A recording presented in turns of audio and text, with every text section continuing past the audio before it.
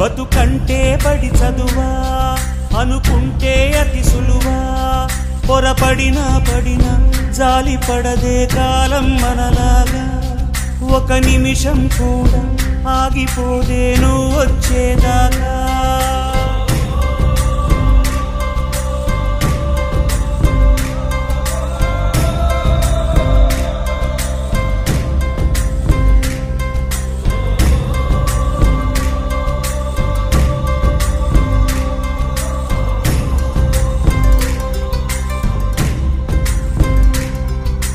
కలలుండని కడలేదని అడిగేందుకు తెలివుందా